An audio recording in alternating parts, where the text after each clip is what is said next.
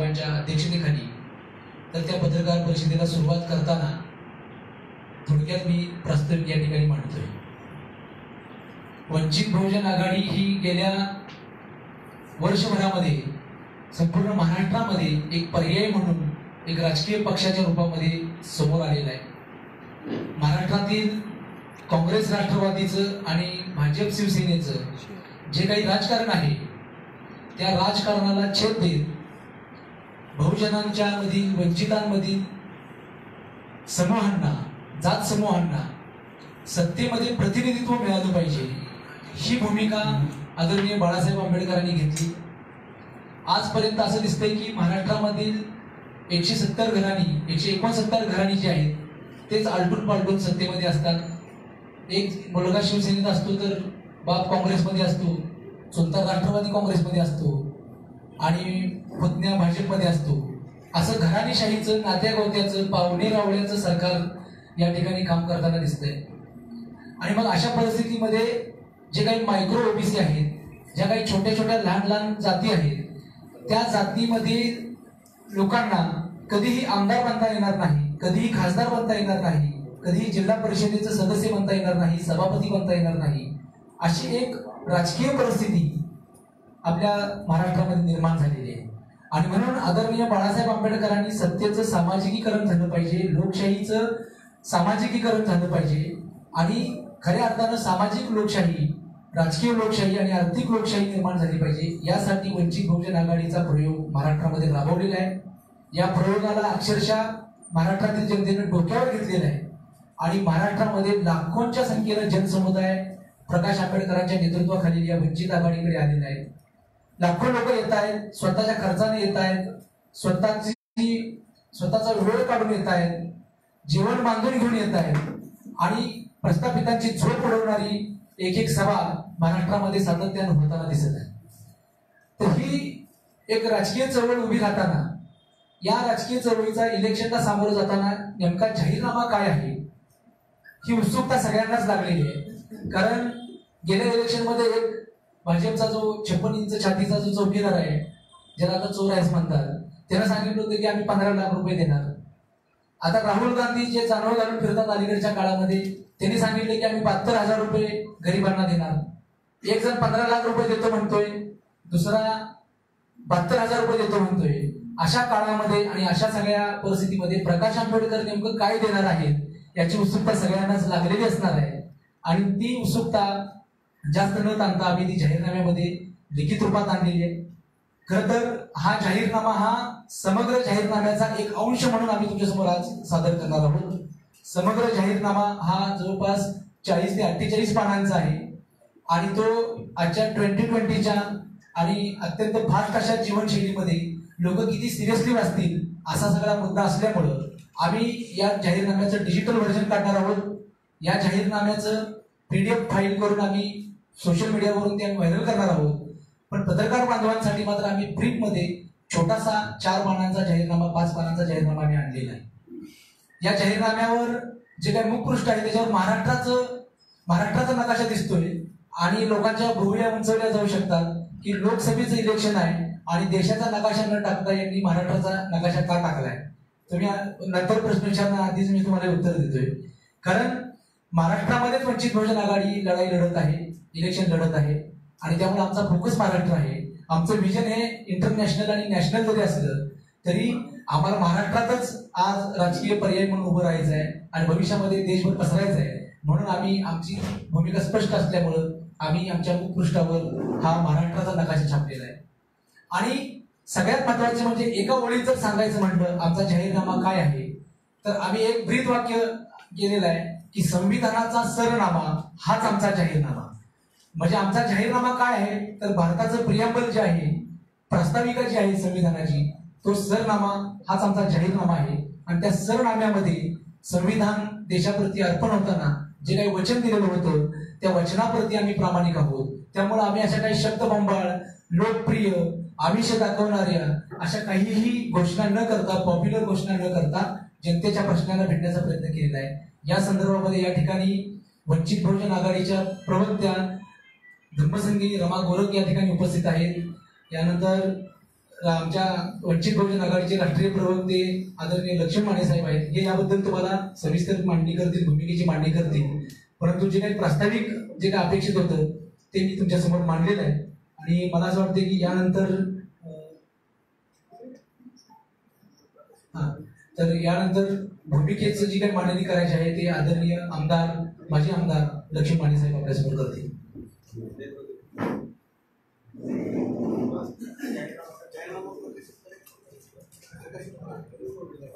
तर या ठिकाणी जाहीरनाम्याचं आधी प्रकाशन होईल आणि प्रकाशन झाल्यानंतर भूमिकेची मांडणी आदरणीय माने साहेब आणि धर्मसंगीनी रमागुरू करतील.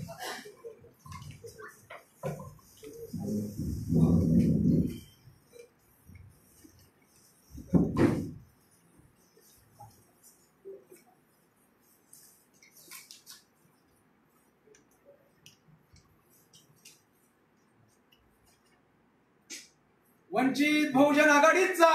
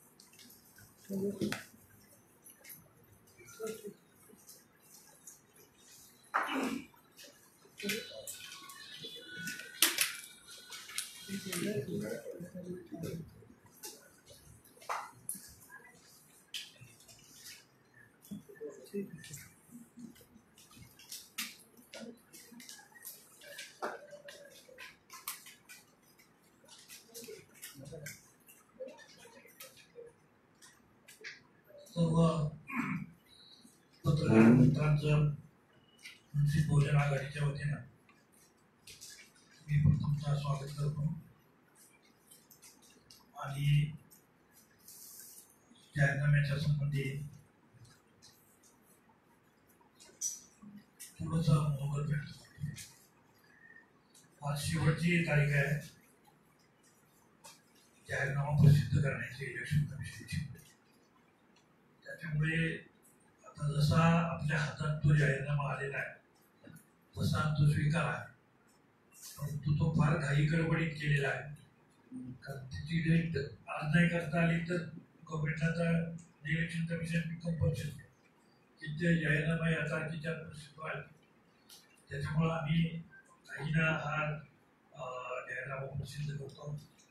सविस्तरपणे त्याची जी पुस्तिका आहे तर ती पुस्तिका पुन्हा पत्रकारांच्याकडे पुन्हा पत्रकार परिषद आम्ही सविस्तरपणे मांडणार आहोत. परंतु आता हा जो जाहीरनामा आहे त्याच्यावरती आता सचिन माळेंनी सांगितलं की महाराष्ट्राचा नकाशा आम्ही छापलेला आहे आणि भारताचा नकाशा त्याच्यावरती छापलेला नाही. त्याचा खुलासा त्यांनी केला. जर भारताचं सरकार आमच्या पक्षाच्या ताब्यात आहे, आमचा पक्ष ते सत्तेमध्ये सामील होऊ इच्छित असेल आणि त्याच्यात तशी परिस्थिती निर्माण झाली तर पहिली गोष्ट जी करायची, आम्ही 2-3 गोष्टी मी आपल्याला होता ठळकपणे सांगतो. पहिली गोष्ट, शिक्षण हा या देशातल्या सर्व मुलांचा जन्मसिद्ध अधिकार आहे आणि तो अधिकार त्या मुलांना मिळवून देणं हे पालक म्हणून सरकारचं पहिलं काम आहे. त्याच्यामुळं बालवाडीपासून ते त्या मुलाला जेवढं केवढं शिकायचं आहे, पदव्युत्तर शिक्षण घ्यायचं आहे, परदेशात जायचं आहे, तर हे सगळं शिक्षण हे केंद्र सरकारच्या तिजोरीतनं होईल केंद्र सरकारच्या पैशात नव्हे आणि पक्ष सत्तेत आला तर महाराष्ट्रातही आणि देशातही आम्ही बजेटच्या 12% रक्कम ही शिक्षणावरती ठेवणार आहोत. जे आजपर्यंत कुठल्याही सरकारनं 3-4% पुढे गेल्याचं मला आठवत नाही. आता ते काहीतरी 5-6 पर्यंत आश्वासने देत आहेत. आम्ही मात्र शिक्षण ही राष्ट्रीय गुंतवणूक आहे असं मानतो आणि ही गुंतवणूक राष्ट्रीय असल्यामुळे तिच्यामध्ये जो पैसा गुंतवावा लागणार आहे ती इन्व्हेस्टमेंट आहे, फ्युचर इन्व्हेस्टमेंट आहे पुढच्या पिढ्यांसाठी, म्हणून ती 12% वाढवायची आहे. अत्याधुनिक शिक्षण सगळ्यांना समान मिळेल. प्रायव्हेट स्कूल ज्या आहेत त्या प्रायव्हेट स्कूल्स आम्ही चालू देणार नाही. त्यांना कंपल्सरी ग्रँट्सच्या चौकटीमध्ये आणलं जाईल. कोणालाही शिक्षणासाठी पैसे भरावे लागणार नाही. No donation. कोणत्याही अभ्यासक्रमाला डोनेशन भरावं लागणार नाही, कारण त्याला लागणारा जो खर्च आहे तो सरकार आपल्या स्वतःच्या तिजोरीतून करेल. परंतु शिक्षण पैसा नाही म्हणून कोणाचं शिक्षण अडणार नाही. आणि त्याच्याकडे फार पैसा आहे तर त्याच्याकडचा पैसा असेल तो सरकार टॅक्स म्हणून वसूल करेल, परंतु त्याच्या मुलाकडनं फीजच्या रूपामध्ये पैसा घेतला जाणार नाही. तर तो पैसा एकाला फीज घ्यायला लागलं की मग ते प्रायव्हेटायझेशन त्याच्यात घुसलं. तर आमचा खाजगीकरणाला पूर्ण विरोध आहे. खाजगीकरण, जागतिकीकरण, उदारीकरण हे जे धोरण आलं हे धोरण इथल्या गरीब माणसाच्या, वंचित माणसाच्या, उपेक्षित माणसाच्या अहिताच आहे. त्याच्यामुळं हा सगळा कार्यक्रम आमचा पक्ष सोडून देणार आहे. आम्ही कोणत्याच एका टोकाला जाणार नाही. म्हणजे प्रायव्हेट सेक्शन चालू राहील, सेक्टर चालू राहील, पण तो 1990 पूर्वी जसा चालू होता तसा चालू राहील. 1990 नंतर जे काही नवीन धोरण स्वीकारलं ते धोरण आम्हाला मान्य आहे. आम्ही लोकशाही समाजवाद मानणारे लोक आहोत. भारताचं संविधान हे लोकशाही समाजवाद मानतं आणि त्याच्यामुळे आम्ही लोकशाही समाजवाद आणण्याचा प्रयत्न आटोकाट करणार आहोत. त्याच्यामुळे शिक्षणाचं प्रायव्हेटायझेशन आम्ही होऊ देणार नाही. हवं ते इंग्रजी कंपल्सरी करू. इंग्रजीच्या शाळा म्हणजे प्रत्येक शाळेत इंग्रजी त्रैभाषिक आपलं सूत्र आहे ते कंपल्सरी राबवलं जाईल. म्हणजे राज्यभाषा, मातृभाषा आणि हिंदी आणि इंग्रजी या 3 भाषा या त्याला कंपल्सरी शिकाव्या लागतील. बोर्ड वेगवेगळे असणार नाही. वेगवेगळ्या राज्यांची बोर्ड असते. दिल्लीचं बोर्ड असणार नाही. त्याच्यामुळे एकाच वेळेला तिकडचं बोर्ड वेगळं, इकडचं बोर्ड वेगळं नो. देशात एकाच झेंड्याखाली राज्य चालतं तर एकाच प्रमाणात अभ्यासक्रम असेल तर दिल्लीचं बोर्ड आहे तोच अभ्यासक्रम शिकेल आणि कन्याकुमारीला येते तो अभ्यासक्रम शिकवला जाईल. गरीबाचाही पोरग तोच अभ्यासक्रम शिकेल, श्रीमंताचाही पोरग तोच अभ्यासक्रम शिकेल. या अभ्यासक्रमामध्ये आणि परीक्षा पद्धतीमध्ये पूर्वी जी आमची सिस्टीम होती ती सिस्टीम म्हणजे जी कोठारी आयोगानं सांगितलेली आहे. कोठारी आयोगानं सांगितलेल्या शिफारशी आणि कोठारी आयोगाची शिक्षण पद्धती जी होती तिचं पुनर्जीवन आम्ही करू. पण आता ज्या पद्धतीचं उद्योगपतींनी आणलेलं शिक्षणाचं धोरण आहे हे आम्हाला मान्य नाही. त्याच्यामधून वर्ग तयार झाले आणि मुलं प्रचंड प्रमाणामध्ये बेरोजगार. तर बेरोजगारीचा प्रश्न शिक्षणाशी संबंधित आहे आणि म्हणून आम्ही त्या बेरोजगारीच्या प्रश्नाला आपण सामोरं जायचं असेल तर आम्हाला शिक्षण कंट्रोल करावं लागेल आणि शिक्षण कंट्रोल केल्याच्याशिवाय आम्ही बेरोजगारीकडे सुद्धा नीटपणे अभ्यास करू शकणार नाही. आम्हाला 500 इंजिनियर लागायचे तर 5000 इंजिनियर आम्ही तयार करतो तो सगळे इंजिनियर बेरोजगारच होणार नाही. आम्हाला किती इंजिनियर लागणार आहे त्याचा आधी अभ्यास करू आणि तेवढीच कॉलेजांना परवानगी. तर शिक्षणामध्ये आमूलाग्र बदल केला जाईल. खाजगी शाखा, प्रायव्हेट स्कूल्स डोनेशन घेऊन स्कूल्स चालणार नाही. डीम्ड युनिव्हर्सिटी आम्हाला मान्य नाही. UGCच्या आधिपत्याखाली आणि त्यांच्या नेतृत्वाखालीच पूर्वीप्रमाणे सगळी शाळा कॉलेजेस चालतील. सगळ्या कॉलेजांना जर चालायचं असेल तर ते UGCच्या प्रमाणात चाललं पाहिजे. UGCच कंट्रोल करेल. पुन्हा एकदा प्लॅनिंग कमिशनचं आम्ही पुनर्जीवन करू. प्लॅनिंग कमिशनच आणलं पाहिजे. हे आत्ताचं जे सरकारने या आणलेलं कमिशन आहे ते आम्हाला बिलकुल मान्य नाही. त्याच्यामुळे प्रायव्हेट आणि या भानगडी आम्ही चालू ठेवणार नाही. पूर्वी जसं प्लॅनिंग होतं राज्याचं प्लॅनिंग होतं, छोट्या छोट्या जातींचं प्लॅनिंग होतं. आता अनुसूचित जाती जमातीनं स्वतंत्र प्लॅन दिलेला होता. आज तो प्लॅन आहे काही नाही. त्याला प्लॅनिंग करूनच राज्य करायला लागते. प्लॅनिंग विदाउट प्लॅनिंग राज्य करणं म्हणजे गोंधळ घालणं आहे. तो आर्थिक गोंधळ काय चाललाय ते आपण आता आपल्या देशात पाहतो. तर कंट्रोलच कोणाला आहे. तुम्ही फायनान्सवरती कंट्रोल प्लॅनिंग कमिशनचं होतं. कुठल्या राज्याला किती पैसे द्यायची, त्यांची नीड काय आहे, ते कशावर खर्च करतायत, याचा कंट्रोल प्लॅनिंग कमिशनकडे होता. आज तो प्लॅनिंग कमिशनच तिथे अस्तित्वात नाही. प्लॅनिंग कमिशन आणायला लागेल. दुसरं, ज्या घटनेनं निर्माण केलेल्या संस्था आहेत, न्यायालय असेल, इलेक्शन कमिशन असेल, रिझर्व्ह बँक असेल, या स्वायत्त लोकशाहीच्या संस्था आहेत. यामध्ये कोणतीही ढवळाढवळ आमचं सरकार करणार नाही. या स्वायत्त संस्था आहेत आणि त्या स्वायत्त राहायला पाहिजे, तर लोकशाही टिकणार आहे. तर लोकशाही टिकवायची म्हणजे स्वायत्त संस्थांचं अस्तित्व अबाधित ठेवणं, त्यांच्या अधिकारामध्ये हस्तक्षेप न करणं. हे जर केलं असतं तर रिझर्व्ह बँकेनं नोटा बदलूच दिल्या नसत्या. रिझर्व्ह बँकेला बाजूला टाकून ज्या नोटा बदलण्याचा निर्णय केला, त्याच्यामुळे आज देश प्रचंड मोठ्या संकटामध्ये, अडचणीमध्ये सापडलेला आहे. तिसरं, शेतकरी आत्महत्या करत आहे. शेतकऱ्याला पूर्णपणे संरक्षण दिलं जाईल.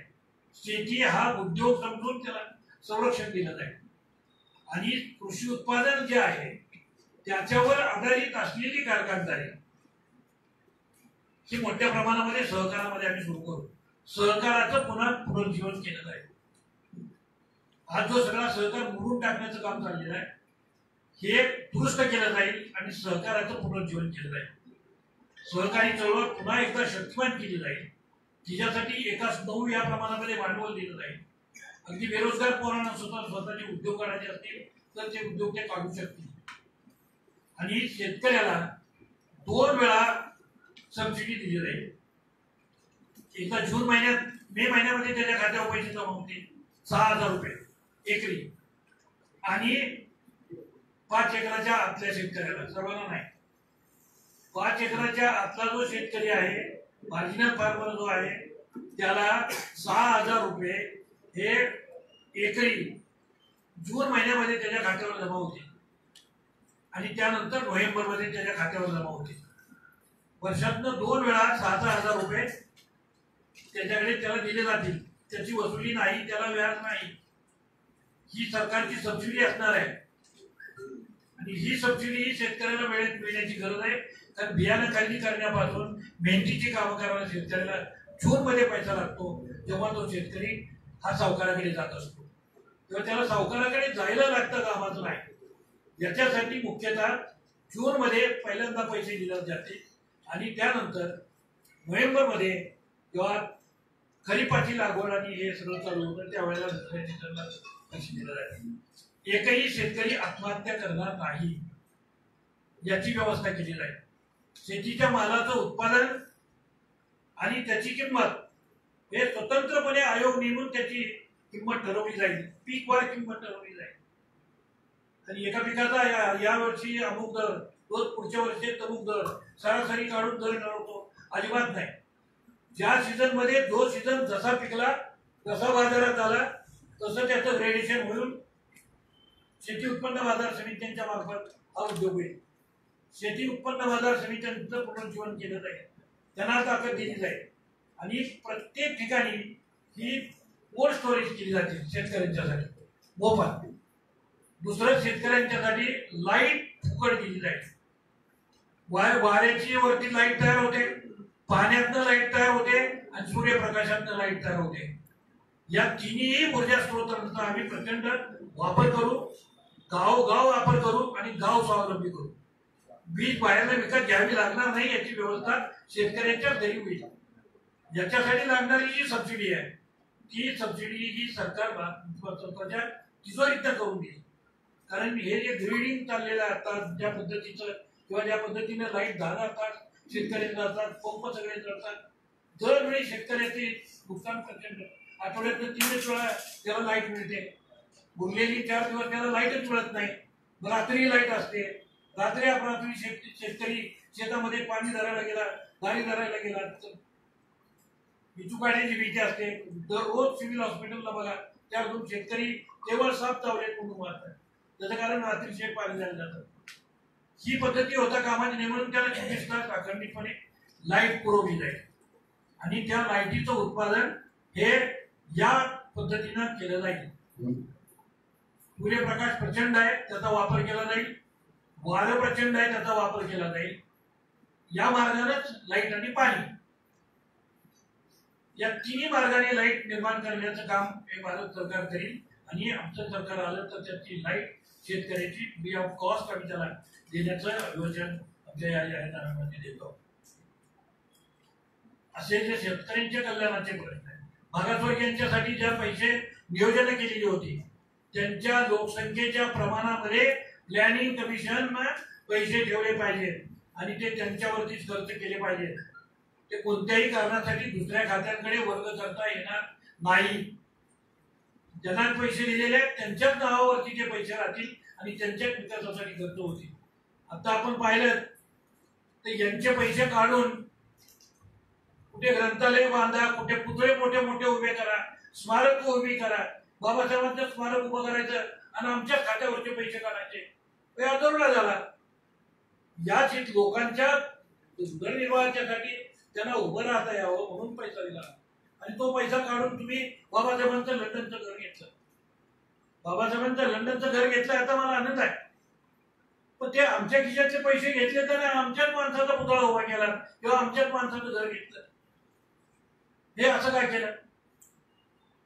जनरल बजेट मधून हे पैसे खर्च व्हायला पाहिजे होते ना, प्लॅनिंग नसल्यामुळे झालं. आमचं म्हणणं त्यांचं प्लॅनिंग होईल आणि जे प्लॅनिंग होईल त्याप्रमाणेच पैसा खर्च केला जाईल. प्लॅनिंगच्या शिवाय खर्च केला जाणार नाही, अन्यथा अराजक निर्माण कसं होतं हे आज आपण सगळे पाहत आहोत. मला ज्या 3 गोष्टी सांगायच्या होत्या महत्वाच्या त्या मी आपल्याला सांगितलेल्या आहेत. बाकीचा सविस्तर जाहीरनामा जो आहे तो आम्ही अवकाश देतो आणि त्या जाहीरनाम्यामध्ये हे सगळं विस्तारानं दिलं जाईल. आता जे तुम्हाला द्यायला लागतंय ते कायद्याच्या मर्यादा असल्यामुळे आम्हाला तुमच्या हातामध्ये हा छोटा एक जाहीरनाम्याचा काम द्यावा लागलेला आहे. तर तो पाहावा आणि आपल्याला आता काही विचारायचं ते विचार. या बाबतीमध्ये थोडस एक सांगायचं आहे की वंचित बहुजन आघाडीच्या राज्य प्रवक्त्या धर्मसेनी रमा गोरल महिलांच्या विषयी यामध्ये सगळ्यात जास्त लिखाण केलं गेलेलं आहे या छोट्याशा पण जाहीरनाम्यामध्ये. तर त्याबाबत आणि इतर ज्या काही गोष्टी सुटल्या असतील तर त्या बाबतीत थोडस 1-2 मिनिटांमध्ये सांग. सर्वांचं स्वागत. वंचित आघाडीच्या जाहीरनाम्याबद्दल जाणून घेण्यासाठी तुम्ही सगळे मोठ्या संख्येने उपस्थित आहात. याचा अर्थच आहे की तुम्हाला खूप उत्सुकता लागलेली आहे आणि तुमच्या हातामध्ये जे पत्रक किंवा जाहीरनामा जो आहे त्याच्यामध्ये सगळे मुद्दे आहेत. मला असं वाटतं की मी फक्त जस्ट गाभ्याबद्दल बोललं पाहिजे, म्हणजे याच्यातल्याच गोष्टी या तुम्हाला वाचून पण कळतील.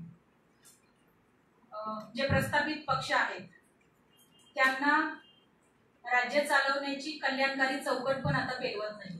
कल्याणकारी चौकट म्हणजे की गरिबांसाठी काहीतरी सुविधा देणं किंवा परिघाबाहेरच्या लोकांसाठी राज्याने काहीतरी कल्याण करणारं असं काहीतरी देणं, हे फ्रेमवर्क जे आहे ते सुद्धा प्रस्थापित पक्षांना झेपेना झालेलं आहे. कारण त्यांच्या नियोजनामध्ये त्यांच्या अजेंडामध्ये भांडवलदार उच्चभ्रू वर्गाचं हित हे अग्रक्रमावर आहे. आणि मला असं वाटतं की वंचित आघाडीचा जो जाहीरनामा आहे ते कल्याणकारी फ्रेमवर्क तोडून, म्हणजे राज्य म्हणजे केवळ दाता आणि लोक म्हणजे आश्रित असं नव्हे, तर राज्य समाजवादाच्या दिशेनं कशा पद्धतीने मार्चिंग करेल याचा एक आपल्याला इथून चाहूल लागते या जाहीरनाम्यातून, की नुसतं कल्याणकारी चौकटीत आम्ही आमची धोरणं आखणार नाही, तर आम्ही ती राज्य समाजवादाच्या चौकटीत ती धोरणं आखणार आहोत. आणि त्याच्यामुळं आमच्या अजेंड्याच्या अग्रक्रमावर जे परिघाबाहेरचे घटक आहेत, स्त्रिया असतील, अल्पसंख्याक असतील, आदिवासी असतील, छोटे छोटे समूह असतील, हे समूह असणार आहेत. आणि मला वाटतं की जाहीरनाम्यामध्ये त्याबद्दल आम्ही विस्तृतपणे दिलेलं आहे. या ठिकाणी 2 मुद्द्यांवरती बोललं पाहिजे म्हणून मी तेवढेच बोलणार आहे. बाकी तुम्ही प्रश्न विचाराल तेव्हा आम्ही तुमच्याशी संवाद करूच.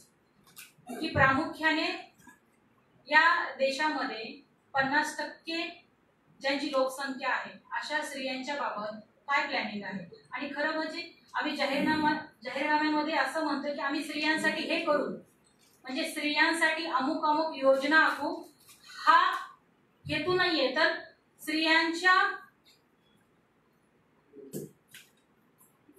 विकासासाठी, स्त्रियांच्या सहभागासाठी, स्त्रियांच्या मुक्तीची जी काही विचारधारा आहे ती आमच्या सरकारच्या दृष्टीमध्ये असेल किंवा आमचे दृष्टिकोन हे स्त्रीवादी असतील असं आम्ही जाहीरनाम्यामध्ये अभिवचन दिलेलं आहे की वंचित बहुजन आघाडी ही राज्य चालवताना स्त्रीवादी आणि स्त्री केंद्रीय दृष्टिकोनाचा स्वीकार करेल, अग्रक्रमाने करेल असं आम्ही त्याच्यामध्ये अभिवचन दिले. आता आपण बघतो की स्त्रियांचं पार्टिसिपेशन प्रत्येक क्षेत्रामध्ये कमी आहे.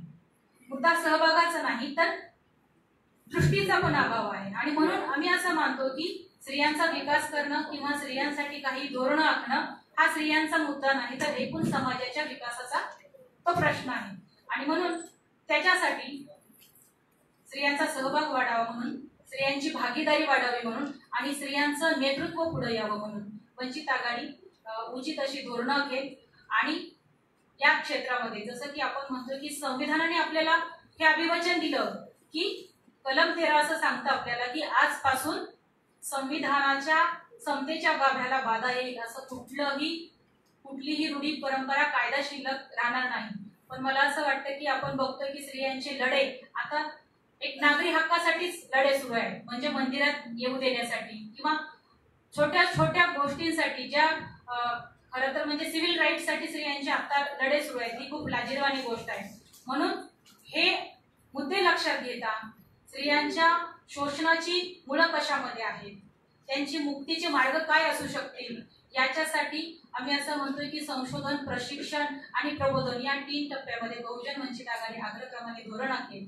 आणि खूप सारे मुद्दे आहेत पण सगळ्यात जो मुद्दा आहे तो आरक्षणाच्या बाबतीतला आपल्याशी बोलला पाहिजे की आरक्षणाच्या धोरणाचा वंचित बहुजन आघाडी मुक्तीदायी दिशेनं फेरविचार करणार आहे. 2 त्याच्यातले मुद्दे प्रामुख्याने असे आहेत की ज्या ओबीसी जाती किंवा भटक्या विमुक्त जाती या आम्हाला आदिवासीमध्ये किंवा आदिवासी प्रवर्गात यायचं आहे, समावेश करून घ्या असं म्हणत आहेत. ती एक मागणी जी वादग्रस्त आहे आणि मला असं वाटतं की त्याच्यावरती एक सम्यक तोडगा वंचित बहुजन आघाडी काढणार आहे की आदिवासींना वाटतं की आमच्या प्रवर्गामध्ये हे आक्रमण होणार आहे किंवा आमचं हे सगळं हिरावून घेणार आहे. आणि मला असं वाटतं की एक उचित तोडगा जेव्हा मी म्हणते तेव्हा मी असं म्हणतोय की या वंचित जाती, या भटक्या विमुक्त जाती किंवा ओबीसी मधल्या काही जाती जेव्हा आदिवासी प्रवर्गामध्ये येण्याची इच्छा प्रदर्शित करतायत तेव्हा त्यांच्या नेमक्या कोणत्या भूमिका किंवा हेतू आहेत, तर साहजिकच आहे की त्यांना पॉलिटिकल पार्टिसिपेशन अजूनपर्यंत लोकसंख्येच्या प्रमाणात मिळालेलं नाही. त्यांना काही आदिवासींना मिळणाऱ्या सुविधा, सोयी, सवलती याच्याबद्दलचा फार आग्रह नाही. आणि म्हणून पॉलिटिकल पार्टिसिपेशनचा जो आग्रह आहे त्यांचा तो कसा पूर्णत्वास जाईल याच्यासाठी म्हणून आदिवासी प्रवर्गात कप्पेबंद पद्धतीने आणि ज्याला आपण म्हणू की वर्गीकरण त्याच्यामध्ये करून तोडगा काढण्यात येईल. दुसरा मुद्दा असा आहे की गेल्या 70 वर्षामध्ये ज्या वर्गांना, प्रवर्गांना आरक्षणाच्या माध्यमातून फायदे मिळत आहेत त्याच्यामध्ये सुद्धा जे सबल गट आहेत त्यांनाच आरक्षणाचा फायदा मिळत आहे. आणि त्याच्यामुळं आरक्षणाचा फायदा घेऊ न शकणारे छोटे छोटे समूह जे आहेत ते मला असं वाटतं की आता या आरक्षणाच्या अंमलबजावणीच्या विस्तारीकरणाचं किंवा ज्याला आपण म्हणू की आरक्षण जे आहे ते त्यांच्यापर्यंत वाटा कसा मिळेल याच्या डिमांड करत आहेत. आणि म्हणून आपण आरक्षणाच्या वर्गीकरणावर सुद्धा आग्रही आहोत. आणि म्हणून मला असं वाटतं की या 2 मुद्द्यांचं स्पष्टीकरण याच्यासाठी आपण देतोय की लोकशाहीचं विस्तारीकरण किंवा लोकशाही मधले फायदे, लोकशाहीमध्ये त्या समूहाचं पार्टिसिपेशन, सहभाग, वाटा हे जे मुद्दे आहेत ते अधिक विस्तृत कसे होतील आणि जनतापर्यंत कसे जातील याचा प्रयत्न वंचित बहुजन आघाडी करणार आहे. यामध्ये जी एक मोठी घोषणा या जाहीरनाम्यामध्ये आहे तर पहिली गोष्ट आहे की यामध्ये वंचित बहुजन आघाडीकडे स्वतःचं सांस्कृतिक धोरण आहे आणि त्या सांस्कृतिक धोरणाची मांडणी म्हणजे RSS आणि BJPला विरोध करत असताना, त्यांना संविधानाच्या चौकटीत आणा ही मागणी करत असताना स्वतःचं सांस्कृतिक धोरण असणं खूप गरजेचं आहे आणि त्याच दृष्टिकोनातून आम्ही आमच्या सांस्कृतिक धोरणाची मांडणी केलेली आहे. आणि भारताची संस्कृती ही बहुविध सांस्कृतिकता आहे आणि तिचा आम्ही सन्मान करतो आणि म्हणूनच लिंगायत धर्माला स्वतंत्र धर्म मान्यता देण्याची घोषणा या जाहीरनाम्याने केलेली आहे आणि महाराष्ट्रातून त्या घोषणेचं स्वागत होईल अशी आमची अपेक्षा आहे. तुमचे प्रश्न आणि या ठिकाणी आमचे नेते लक्ष्मी पाटील साहेब आहेत ते तुम्हाला उत्तर देतील. धम्मसंगिरी रमा गोरग आहेत ते तुम्हाला उत्तर देतील. आणि साहेब आता आपण लोकसभेला मतदान करायला सुरुवात होणार अजूनही तुमचा ईव्हीएम बद्दलचा किंतु गेलेला दिसत नाही याच्यामध्ये पहिली मागणी तुमच्या कार्यकर्त्यांची ईव्हीएम बंद करणार किंवा निवडणूक आयोगाने त्यात पारदर्शकता आणण्यासाठी पेपर दिसण्याची सोय केलेली आहे तर त्यापासून तुमचं काय आहे भूमिका काय आहे? आमचा प्रत्येक कार्यक्रम हा जवळपास ईव्हीएम मशीनचं दहन करून टाकलेलं आहे. त्याची सुरुवातच आम्ही ईव्हीएम मशीनचं दहन करतो आणि पुण्यातच केलं. तरी सुद्धा इलेक्शन कमिशन दाद देत नाही. काल जेव्हा बाळासाहेब इलेक्शन कमिशन वरती बोलले तर इलेक्शन कमिशन बाळासाहेबांच्या वरतीच गुन्हा दाखल केला. म्हणजे अभिव्यक्तीचं स्वातंत्र्य आमचं आहे नागरिकांचं आणि आम्हाला ते घटनेनं दिलेले आहे, इलेक्शन कमिशननं नव्हे. पण ते अभिव्यक्ती स्वातंत्र्य सुद्धा इलेक्शन कमिशन मानायला तयार नाही. ते म्हणते नाही या ईव्हीएम बद्दल तुम्ही बोलायचं नाही. का नाही बोलायचं? आम्हाला असं वाटतंय की याच्यात संशयास्पद आहे काहीतरी आणि जर संशयास्पद असं अनेक पक्षांना वाटत असेल तर मग इलेक्शन कमिशनचा आत्ता असणे आग्रह त्याच्यासाठी बोला द्या ना. आम्ही बॅलेटवरनं जातो ना, शिक्के मारतो, पूर्वी मारत होतो तुझे. याला काय अर्थ घेते इलेक्शन कमिशन? ते त्यांचे काय इंटरेस्ट आहे? हे आता आपण नागरिक बोलायला गेलो तर आपल्यावरती गुन्हे दाखल होऊ शकतात. असं कसं काय?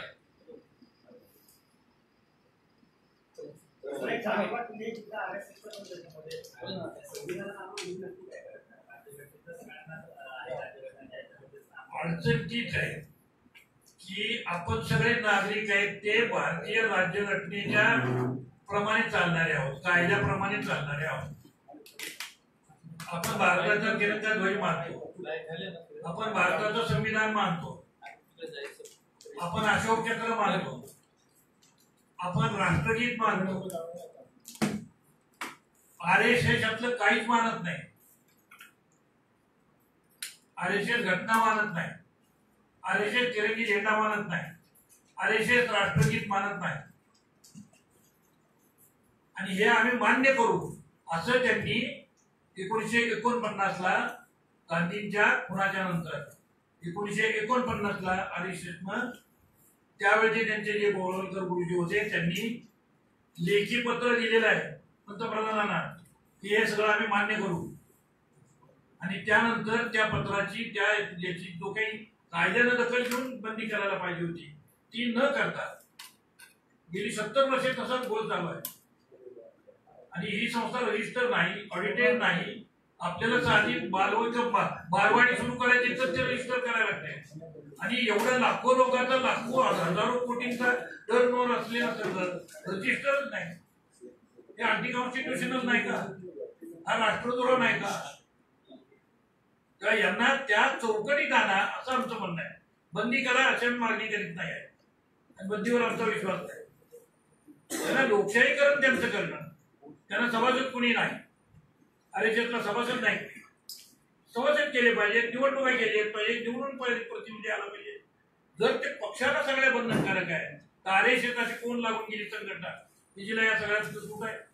जर म्हटलं तर सूट नाही, हे बेकायदेशीरपणे चालू आहे आणि सरकार त्याच्याकडे दुर्लक्ष करताय, डोळे झाक करताय, ही आमची तक्रार आहे.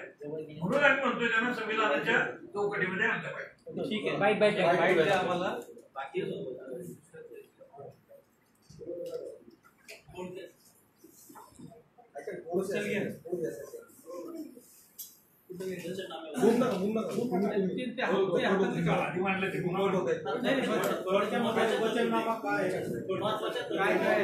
महत्वाच्या घोषणा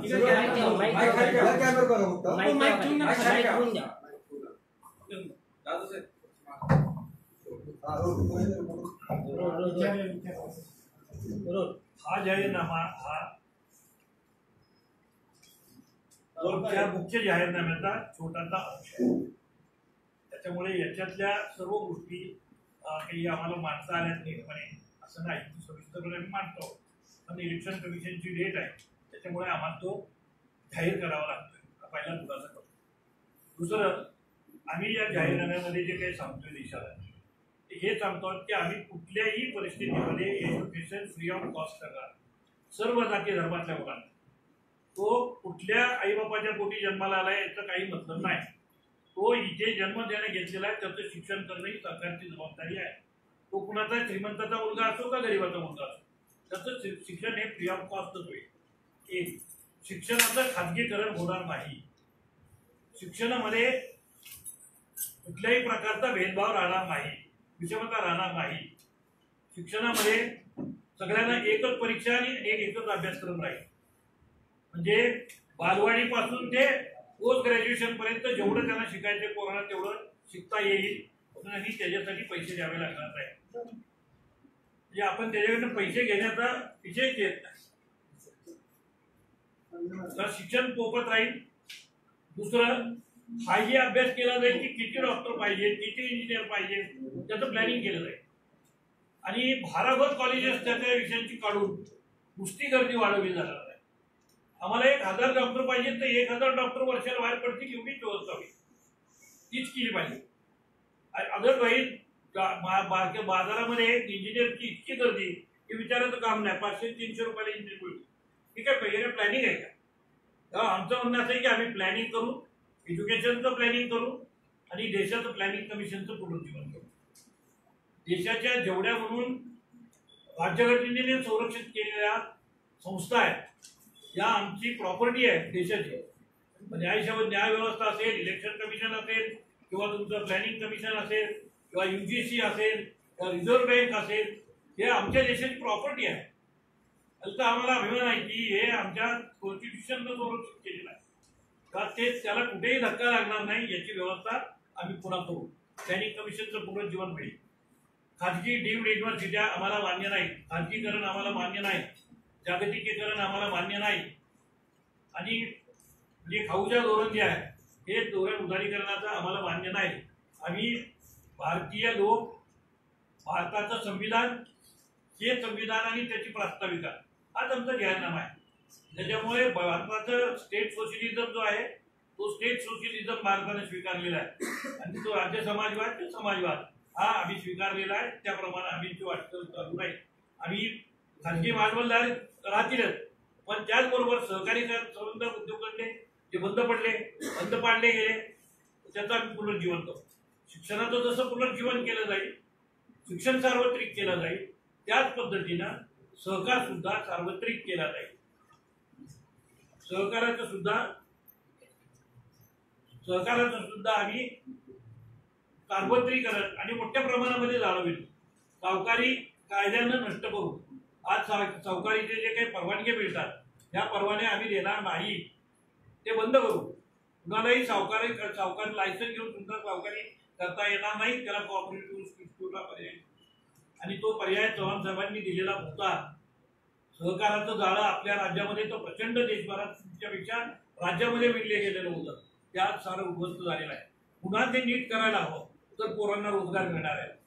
साखर कारखानदारी जे खाजगीकरण तिथं केलेलं आहे हे आम्हाला मान्य नाही.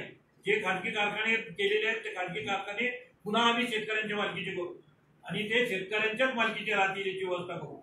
पुन्हा शेअर विक्री घ्यायची असतील, पुन्हा शेअर खरेदी करायची असतील, एका स्टो प्रमाणात पूर्वीचं सरकार अनुदान देत होतं त्याच पद्धतीने आम्ही अनुदान घेऊन सहकाराची संबंध चळवळ पुन्हा एकदा उभी करू. त्याशिवाय पोरांच्या हाताला कामच मिळत नाही.